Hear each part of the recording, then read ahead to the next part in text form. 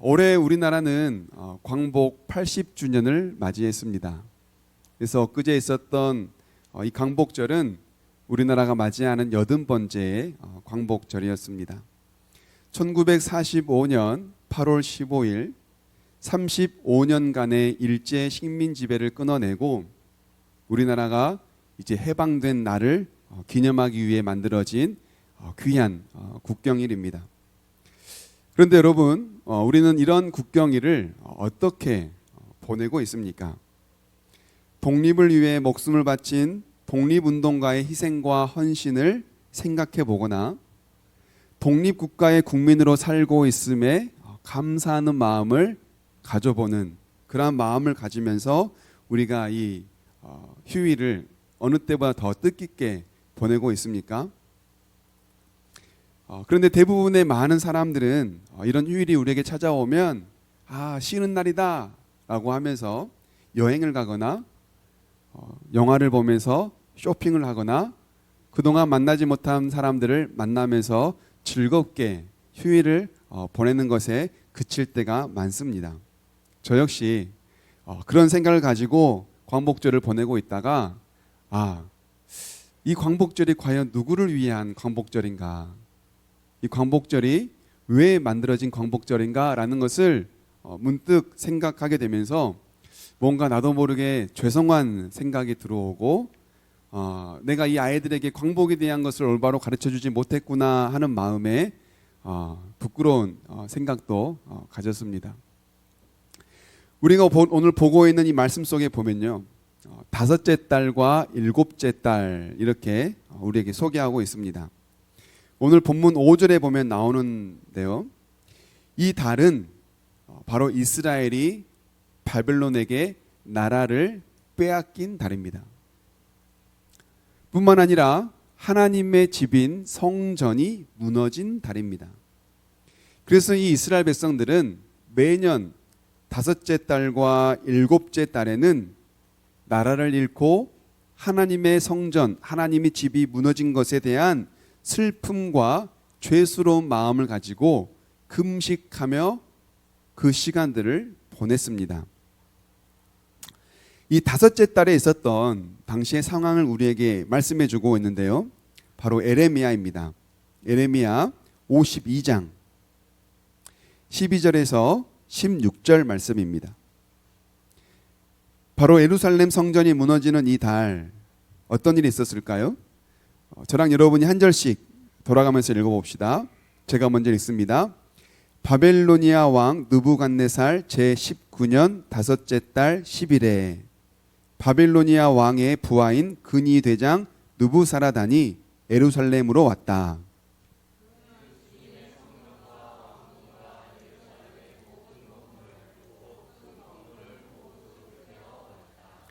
근위 대장이 지휘하는 바빌로니아의 모든 군대가 예루살렘의 사면 성벽을 모두 헐어버렸다.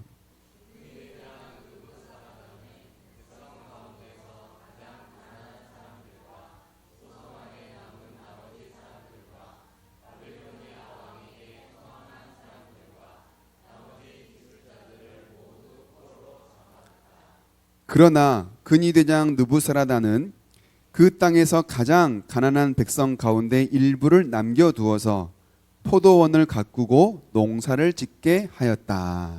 아멘.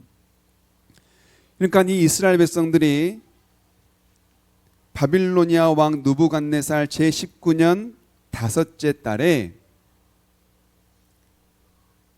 이스라엘 예루살렘을 쳐들어온 근위 대장 느부사라단에 의하여 완전히 멸망한 것을 경험한 겁니다. 성전이 불에 타고 사람들이 포로로 잡혀가는 일들이 있었던 거예요.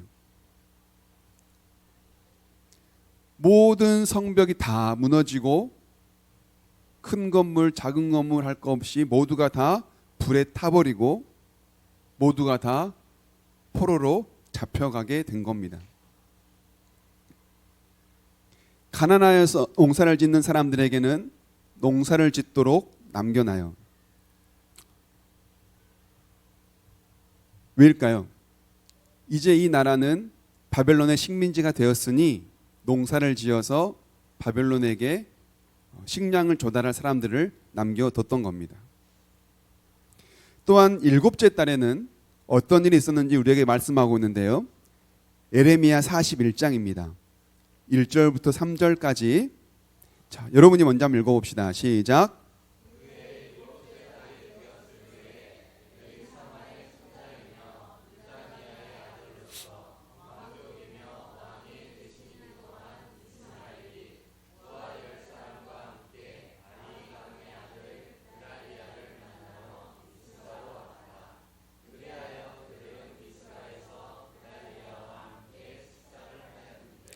느다니아의 아들 이스마엘이 자기가 데리고 온 부하 10명과 함께 일어나서 사반의 손자이며 아이감의 아들인 그달리아를 칼로 쳐 죽였다. 이스마엘은 바벨로니아 왕이 그 땅에 총독으로 세운 그를 이렇게 죽였다.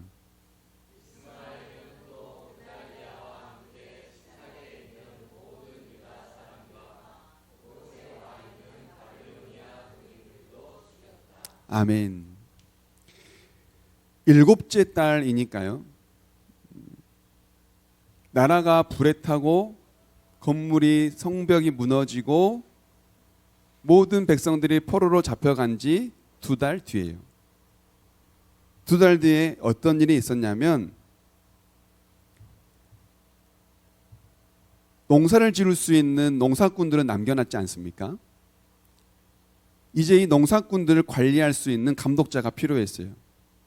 그래서 그렇게 할 수 있을 만한 사람을 뽑아서 세워놨는데 그게 바로 그달리아라고 하는 사람입니다.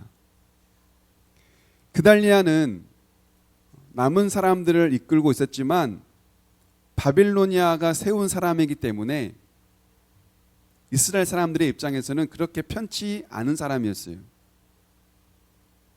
그러던 중 어떻게 하면 이 그달리아를 암살할 수 있을까라는 계략을 세운 사람이 군대 장관 이스마엘이라는 사람이 나타납니다. 그래서 함께 밥을 먹던 중에 그달리아를 암살해요. 나라가 잃고 포로로 잡혀가고 성전이 무너지고 모든 게 다 불에 타버린 그 상황에서 그달리아는 그래도 남은 농사꾼들을 데려다가 그래도 힘을 내어서 아둥바둥 하루 이틀 버티고 있는데 지도새도 모른 사이에 암살을 당하고 만 겁니다. 남아있는 농사꾼들은 모든 것을 다 잃은 거나 마찬가지죠. 그런 슬픔을 그들이 이 7째 달에 겪어요. 나라가 무너지고 불에 타버리고 사람들은 잡혀가고 농사꾼들을 대표했던 그달리아마저 암살당해버린 이 5째 달과 7째 달, 이스라엘 백성들의 입장에서는 나라가 무너지고 성전이 무너져버린 모든 것을 다 빼앗겨버린 이 달을 슬픔과 죄송스러운 마음에 금식을 하는 달로 늘 그렇게 지켜왔던 겁니다. 그렇게 해년마다 이 슬픔을 기념하며 금식을 지켜왔던 이 사람들이 이제 성전을 재건하고 있는 이 스가랴를 찾아온 거예요. 스가랴를 찾아와서 질문을 하는 겁니다. 뭐라고 질문할까요? 오늘 본문의 3절인데요. 함께 읽어봅니다. 시작. 만군의 주님의 성전에 속한 제사장들과 애언자들에게 물어봤다. 우리가 지난 여러 해 동안에 해온 대로 5째 달에 애곡하면서 금식해야 합니까? 아멘. 우리가 그동안 하나님 백성이 포로가 된 슬픔, 하나님의 집이 무너진 그 슬픔을 가지고 애통하는 심정으로 금식을 해왔습니다. 그런데 지금 보니 많은 포로들이 돌아오고 있고 무너진 성전도 많이 건축되어지고 있습니다. 이런 상황 가운데에 우리나라가 회복되고 있는데 우리가 계속해서 슬퍼하며 금식하는 것이 맞습니까? 라고 지금 묻는 겁니다. 여러분, 스가랴가 어떤 선지자인지 여러분들에게 말씀을 드렸죠.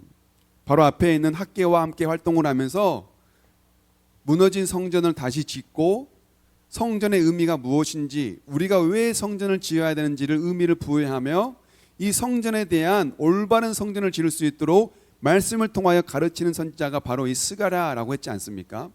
그러니까 스가랴 시대는 성전이 재건되면서 나라가 점차 회복되어져 가고 있던 이 시기였던 거예요. 그래서 오늘 본문 1절에도 보면요, 이들이 스가랴를 찾아왔던, 금식을 해오던 사람들이 스가랴를 찾아온 시기가 언제냐면 다리오 왕 제4년 9째 달입니다. 그런데 성전 재건이 시작된 시기가 언제냐면 학개서에 보면 다리오 왕 제2년 6째 달입니다. 그러니까 2년 3개월 차이가 나요. 성전 재건으로부터 2년 3개월이 지났어요. 그런데 성전이 또 언제 완공되냐면 다리오 왕 제6년 12번째 달에 완공됩니다. 그러니까요, 다리오 왕 2년에 시작된 성전이 다리오 왕 6년에 완공돼요. 그리고 지금 찾아온 건 다리오 왕 4년이에요. 그러니까 성전이 재건된 지 2년이 지났고 앞으로 2년만 더 있으면 성전이 재건됩니다. 그러니까 성전 재건의 딱 중간쯤 나라가 점차 회복되고 성전 대부분이 완공되어지고 열심히 성전을 재건하고 나라가 회복되어지고 있던 이 시기에 지금 이들이 나라가 회복되는 좋은 것을 보면서 이제 우리가 금식 그만해도 되지 않나? 우리 그동안 너무 슬펐는데 이제 회복되고 있으니 이제 이 금식 그만해도 되지 않나? 하고 이들이 스가랴를 찾아왔던 거예요. 우리가 계속해서 금식하는 게 맞습니까? 묻는 겁니다. 여러분, 그러면 만약 우리 같으면 그동안 70년 동안 한 번도 빠짐없이 매년 5째 달과 7째 달이 되면 하나님 앞에 슬픔과 죄송스러운 마음을 가지고 금식해온 이 사람들이 우리에게 찾아와서 회복되고 있을 때 금식 계속해야 됩니까? 라고 묻는다면 여러분, 우리 같으면 그 사람들에게 뭐라고 말해주겠어요? 고생했다. 그동안 금식하느라고 고생했다. 먹고 싶은 것도 못 먹고 고생 많이 했는데 우리 금식 그만하고 이제 우리 맛있는 것도 먹고 행복하게 나라가 회복되고 있으니 그렇게 앞으로 꽃길만 걸으면서 살자. 금식 그만해. 여러분, 우리 같으면 이렇게 말해줄 수 있지 않겠어요? 또 우리 같으면 그런 말, 그런 위로와 회복의 말을 기대할 수 있지 않겠어요? 그런데 하나님께서는요, 이 스가랴를 통해서 너무나 뜻밖의 대답을 하세요. 오늘 본문의 4절부터 6절입니다. 함께 읽어봅니다. 시작. 만군의 여호와의 말씀이 내게 임하여 이르시되 온 땅의 백성과 제사장들에게 이르라. 너희가 70년 동안 5째 달과 7째 달에 금식하고 애통하였거니와 그 금식이 나를 위하여 한 것이냐? 너희가 먹고 마실 때에도 너희 스스로 만족하려고 먹고 마신 것이 아니냐? 아멘. 그래, 너희가 나라를 잃고 포로가 된 지 70년이 가까이 지나고 있다. 그리고 지금은 성전도 다시 다 지어지고 있고 점차 나라가 회복되고 있어.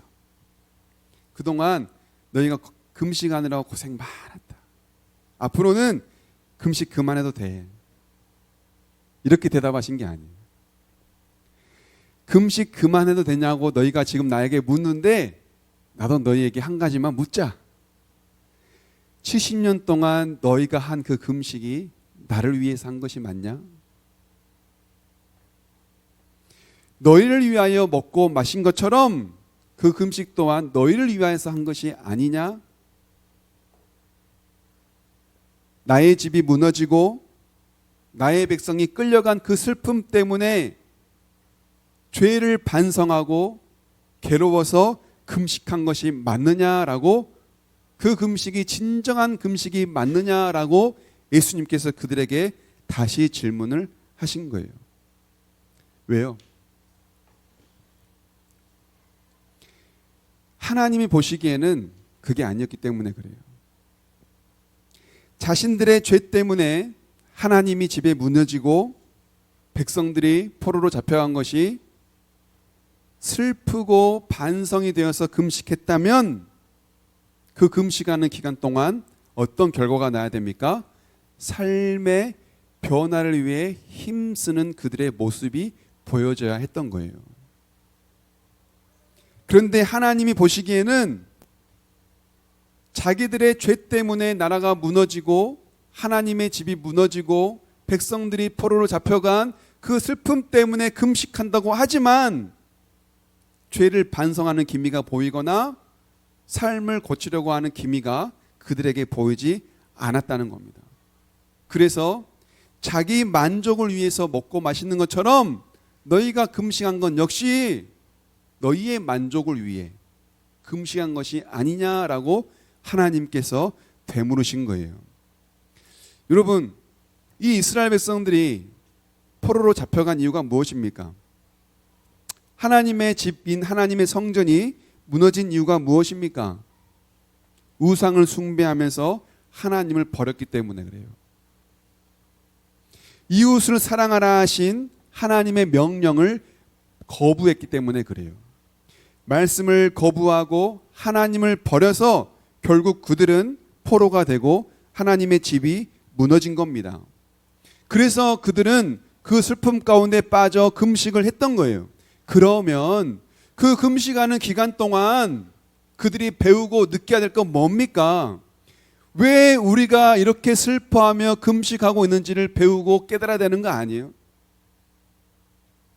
왜 우리가 이렇게 힘들게 금식하며 살아야 되는지를 그들이 깨닫고 앞으로는 그러지 않아야겠다라고 삶의 변화와 노력을 힘써야 되는 거 아니냐고요. 하나님은 바로 그 문제를 그들에게 지적하시는 거예요. 너희가 한 금식이 진짜 나를 위한 금식이 맞니? 너희가 너희를 위하여 먹고 마시는 것처럼 너희의 그 심정을 위해 그냥 너희의 슬픔을 달래기 위해 너희의 그 감정을 억누르기 위한 금식 아니니? 그들은 금식하면서 무엇을 기도했을까요? 하나님 우리나라가 회복되게 해주세요라고 기도했지 않겠어요? 하나님 이 적군들에게 무너진 예루살렘 성전이 다시금 회복되게 해주세요. 하나님의 그 능력이 나타나게 해주세요라고 기도했지 않겠어요? 그런데 그렇게 기도는 하는데 하나님께 구하면서 기도는 하는데 삶의 모습에는 기도와 전혀 다른 삶을 살았던 거예요. 여러분, 우리의 신앙생활은 어떻습니까? 우리는 누구를 위해 예배합니까? 누구를 위해 기도합니까? 누구를 위해 신앙생활을 하고 있습니까? 소명이라는 책을 쓴 오스기니스는요, 소명에 대해서 이렇게 말합니다. 하나님의 의한, 하나님을 향한, 그리고 하나님을 위한. 소명이란 하나님께 원인과 시작이 있어요. 하나님이 우리를 부르신 건 하나님이 불렀다는 거예요. 우리가 소명을 받은 거는 하나님께서 우리를 불러주셨기 때문에 우리에게 소명을 받고 있다는 겁니다. 그리고 그 소명은 하나님을 향해 나아가는 것이고 그 소명의 궁극적 목적은 하나님께서 우리를 부르신 궁극적 목적은 바로 하나님을 위한 것이다 라는 겁니다. 이렇듯 우리가 신앙생활을 하는 모든 행위, 신앙의 모든 행위는 하나님에 의한 것이고 하나님을 향한 것이고 하나님을 위한 것입니다. 우리가 하나님의 자녀로 살고 하나님을 예배할 수 있는 이 자격이 주어진 것은 무엇 때문입니까? 우리가 떳떳해서, 우리가 아무런 죄가 없어서, 우리에게 부족함이 없어서 하나님을 예배하고 이 자리에 있는 것입니까? 우리가 이 자리에서 하나님을 예배할 수 있는 이유는 우리가 떳떳해서가 아니라 예수님의 십자가의 죽음으로 우리의 모든 죄를 사해 주시고 하나님 앞에 담대하게 나올 수 있도록 우리를 불러주셨기 때문에 이 자리에 나와 하나님을 예배하는 것이죠. 우리가 하나님을 예배하는 건 역시 우리에 의해서가 아니라 하나님에 의해서 우리가 이 자리에 하나님을 예배하고 있는 것이죠. 그런 여러분, 우리가 하는 모든 신앙생활은 결국 하나님에 의한 것이고 하나님을 향하는 것이고 하나님을 위하는 것이 되어야만 합니다. 나에 의한 예배, 나를 향한 신앙, 나를 위한 기도가 우린 다 하나님께로 바뀌어야 돼요. 하나님에 의한 예배가 돼야 되고 하나님을 향한 기도가 돼야 되며 하나님을 위한 신앙생활이 되어야만 합니다. 여러분, 우리가 그렇게 철저하게 내 중심에서 하나님 중심으로 바뀔 수 있기를 주님의 이름으로 축원합니다. 아멘. 그렇다면 여러분, 하나님께서는 너희가 나를 위하여 한 금식이 맞느냐라고 질문하셨는데, 그러면 하나님을 위한 금식이 뭘까요? 오늘 본문 뒤에 있는 스가랴서 8장 16절부터 19절까지는 하나님을 위한 금식이 무엇인지 우리에게 말씀해 줍니다. 우리 한 절씩 한번 읽어봅시다. 제가 먼저 읽습니다. 너희가 해야 할 일은 이러하다. 서로 진실을 말하여라. 너희의 성문 법정에서는 참되고 공의롭게 재판하며 평화를 이루어라.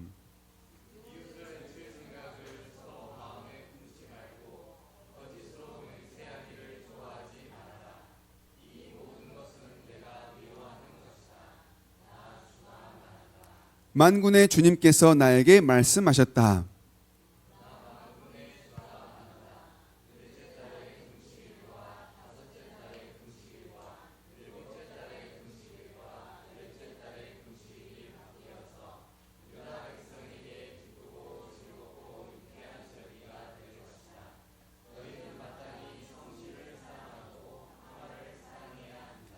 아멘.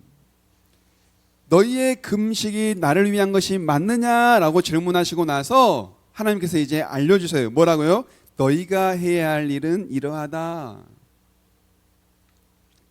제가 어렸을 때 교회를 다니면서 금식에 관한 가장 많이 들은 이야기는 몇 시부터 몇 시까지 안 먹어야 됩니까? 라는 거였어요. 그 다음 가장 많이 들은 이야기는 무엇은 먹으면 안 되고 무엇은 먹어도 됩니까? 라는 질문이었어요. 사람들이 금식을 하는데 가장 많이 보이는 관심사가 몇 시부터 몇 시까지는 먹으면 안 돼. 혹은 금식 기간이면 이것은 먹어도 되고 이것은 절대 먹으면 안 돼. 이런 거에 관심을 많이 갖는 거예요. 저는 그게 금식에서 제일 중요한 건 줄 알았어요. 그래서 저도 금식을 그렇게 했습니다.